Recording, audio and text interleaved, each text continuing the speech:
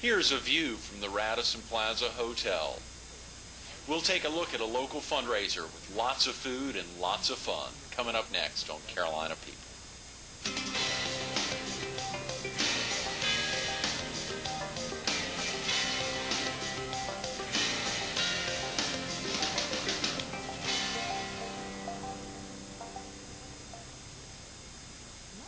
Good morning. Welcome to Caolina People. This morning we're at the Radisson Plaza Hotel, Myrtle Beach.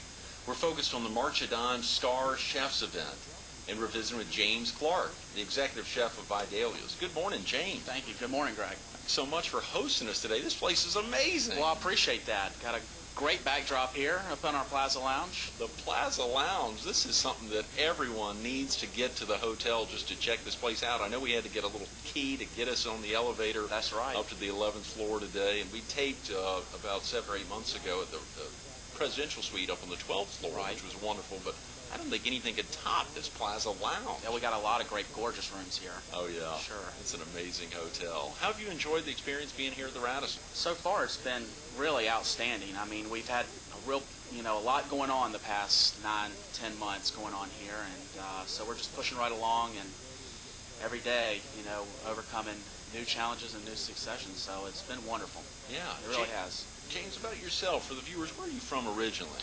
Originally, I'm from Orangeburg, South Carolina. Okay. I've still got family, around in the area, over in Plantersville and Camden, Union, Carlisle. So this is, home for me here in South Carolina. And you have family with you now here on the Strand? I do. My wife and my daughter, who's almost 3 years old, lives Is that with me right? here. That's correct. What's her name? Her name's Madison McAllister. Madison McAllister. Fantastic. That's your only child? That is. Wow. Congratulations. That is. What prompted your interest in pursuing a culinary career, James? I think it was because my mother and my grandmother, they were two of probably the best cooks I know on the earth. And so I spent a lot of time with them in the kitchen and teaching me different techniques on cooking and searing and sauteing and braising and things like that. I'd watch my grandmother glaze the hams with Madeira and slow braise them in the oven. She did one every single week, making stews and things of that nature. Fantastic. Golly, that must have been inspiring growing up. Was your dad or any other guys around involved in the... My dad likes to cook a lot, too. He loves to make great chili, and, we spend a lot of time cooking oysters and pigs and frying turkeys and things like that. But I think really my inside kitchen work, would have to come from my mother and my grandmother. How exciting. James, you got to be inspired by somebody, and that's great to know your mother and Yeah, they're grandmother. great inspirations. Where did you attend school, and what did you do following graduation? I went to the New England Culinary Institute up in Vermont, where luckily enough I met my wife also. And we left school, and I worked in New Orleans for the Windsor Court Hotel for a while, and then moved to Atlanta during the Olympics. We worked there, and worked for the Ritz-Carlton Corporation there in Atlanta, right, in their fine dining room for a couple of years. And then moved to Charleston, came back to South Carolina, and was fortunate enough to work for Louis Osteen in his restaurants at the Charleston Place Hotel, and then across the street at his other restaurant, Lewis's Charleston restaurant. Yes, yes. So, that must have been exciting getting back to South Carolina. It definitely was. Did your family ever come in from Orangeburg to visit you in Charleston? Oh, yeah. Oh, yeah. So all the time I spent cooking with my mother never cooks anymore, and now allows me to do all the cooking. So. Oh, yeah. How exciting. This must be great getting so close to Thanksgiving now. We're just 3 or 4 weeks away. That's true. That will be a thrill. To bring the family together and cook, and it certainly will be a thrill. James, do you remember the very first dish you created as a chef? Well, growing up and watching my mom and my grandmother cook, and I also had a good friend that I grew up with that went to culinary school also, and we've sort of been colleagues all this time. And so when we were young, we would always be in the kitchen, especially when our parents were away, and we'd whip out anything. We spent a lot of time growing up with kids hunting and fishing. So cooking crabs, I think, would be probably some of my first time cooking, because they were so easy to pull right out of the pots and bring them right in and cook them. We also cook a lot of venison. Mustard fried venison was a big hit in our house. So those were probably some of the first things that we ever cooked. Now, how about in a for-profit setting when you were actually working in a location, whether in Charleston or in Atlanta? Obviously, it had to be before Charleston, but in Atlanta or wherever you said you were immediately after Vermont. What about coming out of a kitchen without your family around? That's, right. Working down in New Orleans was really a huge eye-opener for me. We spent a lot of time mastering techniques. Right. The Windsor Court Hotel is, a really world-renowned place, and so they really spent a lot of time with me on teaching technique, the proper way of cleaning vegetables, the proper way of cleaning fish, the proper way of cooking foods, and even as easy as cooking omelets, it was the proper way of doing everything. I mean, I learned a lot in school on technique, but there was really mastering and honing the skills. And how about working for the Ritz-Carlton Corporation? Of course, this is an amazing Radisson Plaza Hotel. This is truly a treat, and surely working down in Charleston. But how about the Ritz-Carlton? I mean, that is... It was quite a great time working for the Ritz-Carlton in Atlanta, especially during the Olympics. It was really busy, and working in the fine dining room there with Chef Danielle was quite an experience. We were 6 days a week, 6.5 days a week, spending mostly all your time concentrating on exactly what you had to do day in and day out on making all your own sauces, butchering all your own beef, meats, and processing your own vegetables. So there was a lot of responsibility there, and so it was a great place to work.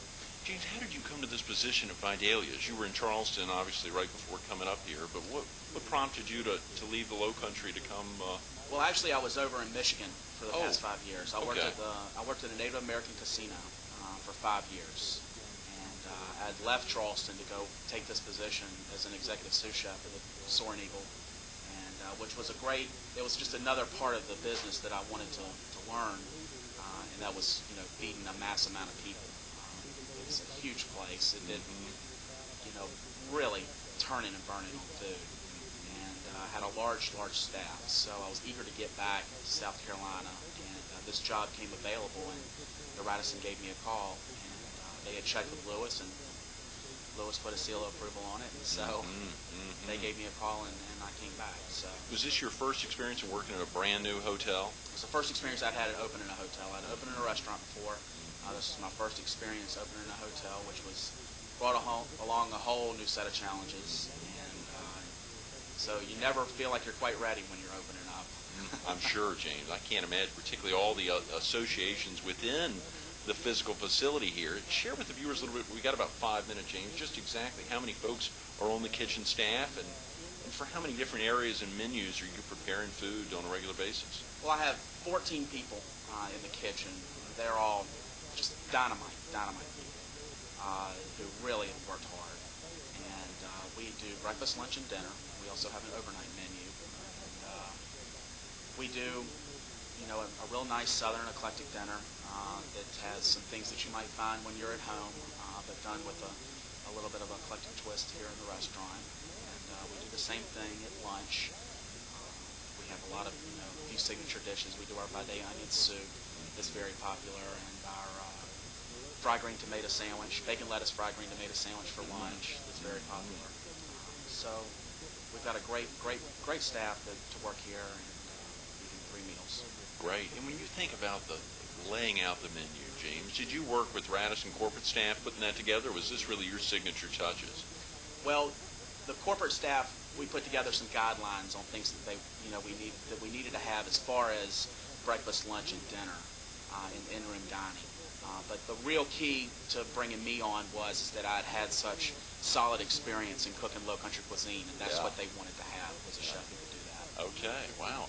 What about the March of Dimes? Had you ever been involved in one of the Star Chefs events around the country prior to this event? This is my first time. Is that right? This is my first time, so I'm really excited about it. I'm sure. So anything, obviously Kim will be coming in a couple minutes to talk about it. I think she's helping orchestrate all the chefs together. That's correct. What have you learned from the experience? Well, it's a great benefit. Certainly, it's a great organization.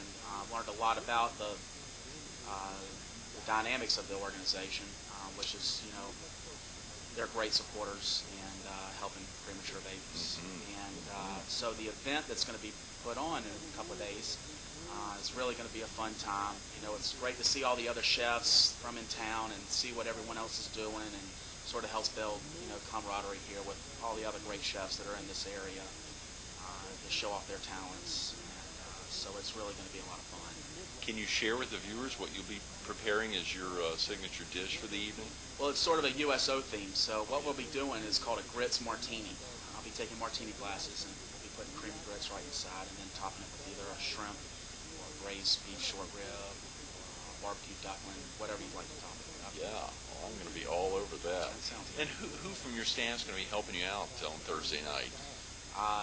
My executive sous chef, Ryan Coffindaffer, he's a local fellow right here in town. He's been working at a lot of different restaurants. He's got a lot of great talents. He's been a huge, huge help and supporter in the restaurant for me.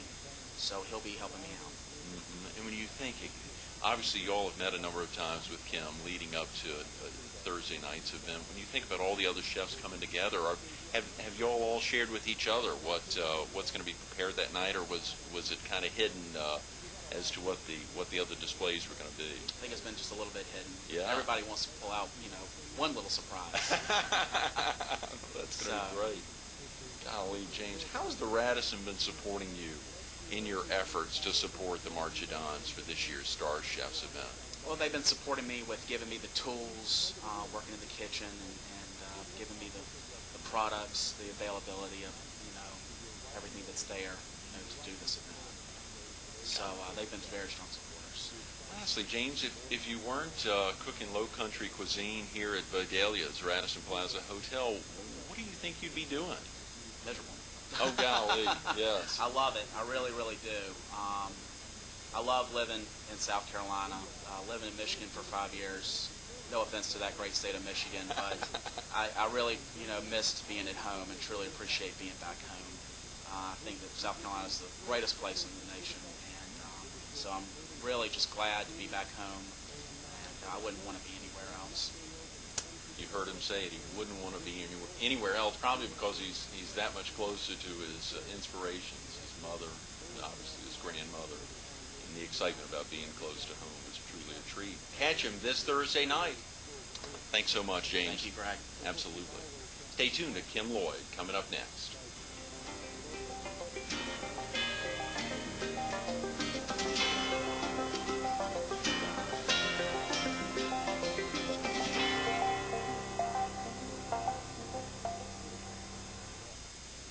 Good morning. Welcome back to Caolina People. This morning we're at the Radisson Plaza Hotel, Myrtle Beach. We're focused on the Marchadon Star Chefs event this Thursday, and we're visiting with Kim Lloyd, the executive chef of Thoroughbreds. Good morning, Kim. Good morning, Greg. Thank you so much for getting James in earlier, hearing him talk about this Thursday's event, and obviously knowing that you've helped orchestrate all the chefs. I have. I've been fundamental this year in the organization of the chefs, and it's been really interesting. Is this your first time doing that? This is my first time doing that, but I have done this event for 4 years. Oh, yeah. I remember last year. It was great seeing you out here, and, of course, the year before, of course, being back here at the Convention Center and the Radisson Plaza Hotel was amazing. Oh, yeah, it's beautiful here at the Radisson. It is. And what about this plaza level? This is the Wow. bomb. I know Great. the viewers can't get a whole feel of what we're in, but this is an amazing facility.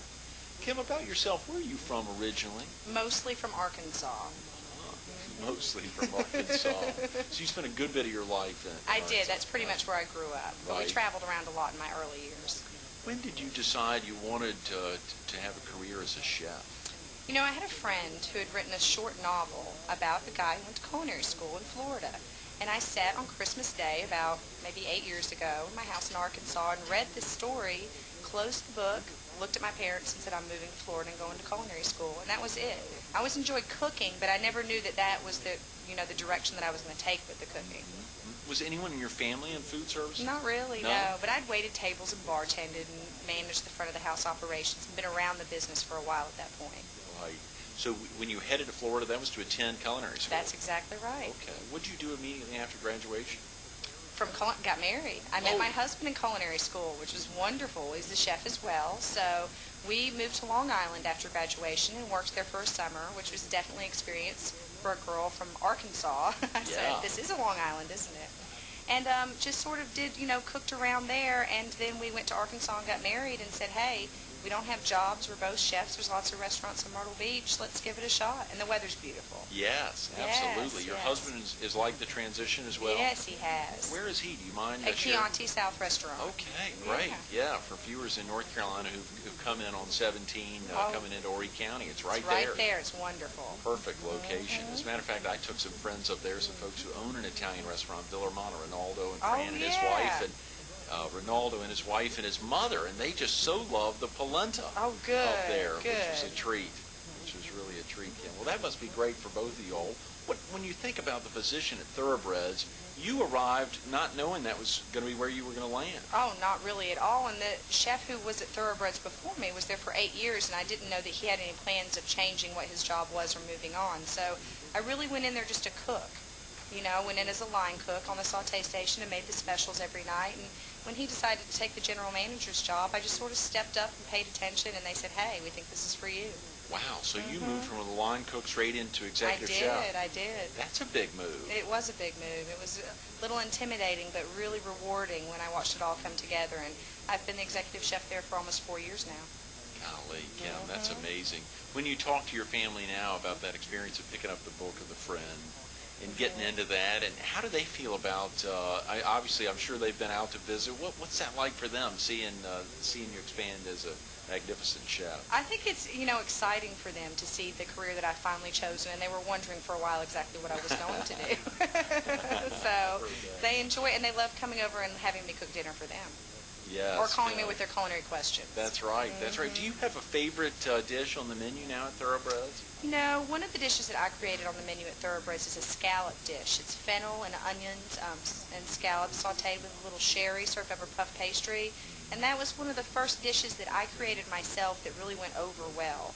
So I would say that would be one of my favorites. That's a signature Kim Lloyd It dish. is. Yes. Are there, when you think about having had that position now for 4 years, how does an executive chef make decisions as to stuff that's going to actually stay on the menu or going to return if it's just on for a short time? We do a lot of tracking, and my job now is a lot of numbers. It's a lot of office time, and pretty much what the guests want is what we keep on the menu. And sometimes a dish that I think is just fabulous. I had a marinated citrus shrimp dish on the menu a few years back, and it just wouldn't go, and I gave it my best shot. I served it at all these charity events that year and pushed it. This is thoroughbred citrus shrimp, but, I was just fine with me when it came off and shrimp cocktail went on. Right, yes. Kim, share with the viewers a little bit about Thoroughbreds for folks who may not be familiar. Viewers, let's say in Laurinburg, somebody in Laurinburg, what would encourage them to come visit Thoroughbreds for the first time? On September 30th of this year, the New York Times called Thoroughbreds the king of all Myrtle Beach restaurants. Oh, wow. So that right there, and it's just a beautiful 5 dining rooms, 2 fireplaces. During the holiday season, we have each room decorated in a different theme with a Christmas tree. And it's just a place to come for special events when you have friends and family in town to celebrate, or just when you and a girlfriend want to go out and hide in a dark corner somewhere and talk and drink a bottle of wine. Yeah, Kim, those are great words. That sounds very appetizing right now, even on a Tuesday morning. Now, are y'all open 7 days a week? We are. We're open 7 days a week at 5 o'clock, and we generally close at 10. But as long as the people are coming in, we keep serving them. What's a normal day like for Kim Lloyd, or is there such a thing? No, there's not, and that's what I really enjoy about the job is every day is different. I might go in and just, like this afternoon, I'm going to go in and cook for a special wine tasting this evening, and tomorrow I'll go in and cook for the line, and the next day I might go in and just sit in the office all day. Yeah, golly, Kim, do you remember when you think back, I don't know if it would have been immediately after culinary school or after you got married, the first dish that you created as a chef? I remember going for a job interview for the last job I had while I was in culinary school, and they told me to make soup. And I was very intimidated by that. Of course, I'd made a lot of soup, but never really just created anything. The night before, I had read the recipe for gumbo to my husband over the telephone so he could make it for his family in New York. And I walked in their cooler, and there was some okra, which you have to make gumbo. And I was like, oh, thank God, I can make gumbo now. And that was the dish that got me in at the restaurant that really, taught me how to be a creative chef and walk in and come out with a fabulous dish without any pre-planning. Right. Wow. Now, in your position as executive chef at Thoroughbreds, do you go about when y'all are hiring new folks on, given similar tests like that, create something, just catch them I up? don't really, Right. and then it's a great idea because you definitely get to see the gumption that people have and how they react under a difficult situation, which is what can happen in the kitchen. Share with the viewers real quick about your job in putting together or helping to put together this Thursday's gala. Oh, I was so happy when I got the original call from the March of Dimes, and they said, would you like to help us organize the chefs, Kim? And there's a nice camaraderie in this town. There's so many restaurants, and a lot of the chefs participate in events every year together, and it was nice to be able to call them all and say, hey, let's do this together, and call people that I'd never worked with before and say, this is Kim from Thoroughbreds, and we would love for you to come participate in this event with us, and I just can't wait to see the great food that everyone's going to put out for us. Yeah, we're only about 48 hours That's away. That's right, we're already this cooking. close. How many chefs are going to be participating, and how'd you go about really selecting them? How'd you go about doing 12 chefs are going to participate in the event this year, and I just try to think of all the chefs that have participated in charity events before. We call lots of people who have different conflicts that we would love to be there, and we try to let the work be out through the local Culinary Federation here, that anyone who wants to participate, come on, we'd love to have you. So there could be, if there weren't for scheduling conflicts, there could have been a lot more. Oh, absolutely. And then hopefully chefs will see, how much fun and how successful these events are. So if there's any chefs out there who aren't going to participate in the event Thursday night this year, join us next year. We would love to have you. Yes, Kim. Share real quick about if the chefs were given free range, or were they asked to prepare certain things because you didn't want to run out of something? How was that decided? Well, we know how many people are going to be at the event, so we try to make sure we have plenty of food, obviously. And there's some restaurants that really like to prepare desserts, and so we accommodate them. The Chocolate and Coffee House from Litchfield Beach is going to be there, so obviously they'll be doing chocolate. The local culinary school likes to do chocolates and dessert things, so we have them do that. And then the savory, dishes come from the other restaurants like Greg Norman's and the restaurant Vidalia's here at the Radisson.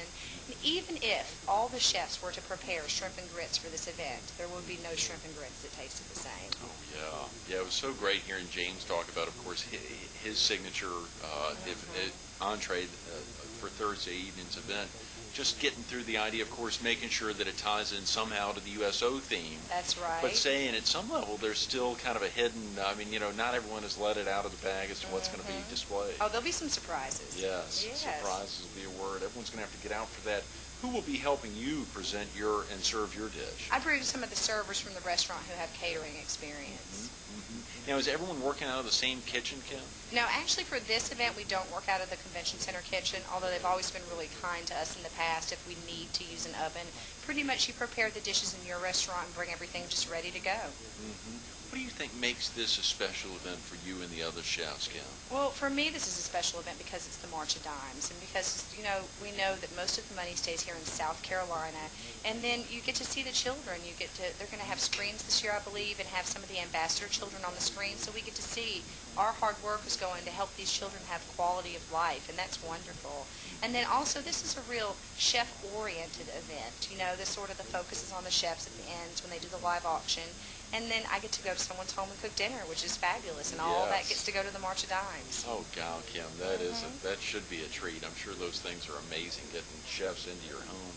How has Thoroughbreds supported you? When you just mentioned children, and the Thoroughbreds focus on children has been high. Oh, it has been. And, I've been so fortunate. The Harrelson brothers, Scott and Mike Harrelson, the owners of Thoroughbreds, really support all the different charities. When I came into the restaurant, they were heavily involved with the Friendship House, and we still are. Yeah. We spend time with those kids and get to, put a face on the charity. It's wonderful, and they will support me in any charity event that I'm interested in participating in, which is fabulous because I'm away from the restaurant that evening. Kim, what's it like being married to another chef? Do y'all try things out together at the house? Do y'all double dip, or are y'all home together a lot?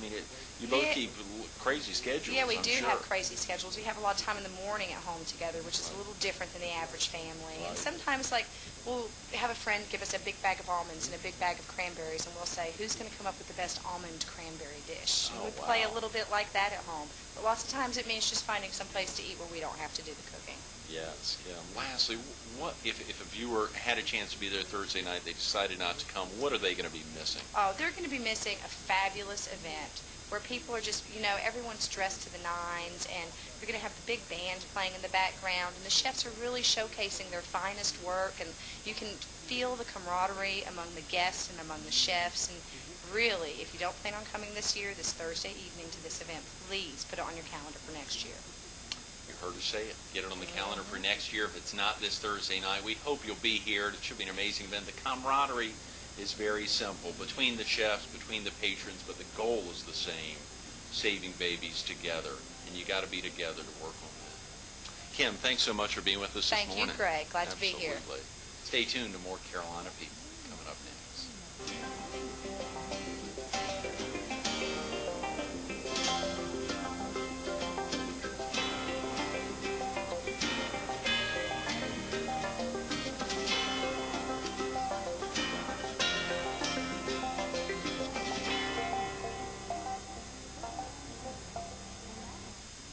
We want to thank James Clark, the executive chef for Vidalia's, and Kim Lloyd, the executive chef of Thoroughbreds, and the chef coordinator for this Thursday night's Star Chefs event to benefit the March of Dimes, for being with us this morning and making today's Carolina People so special.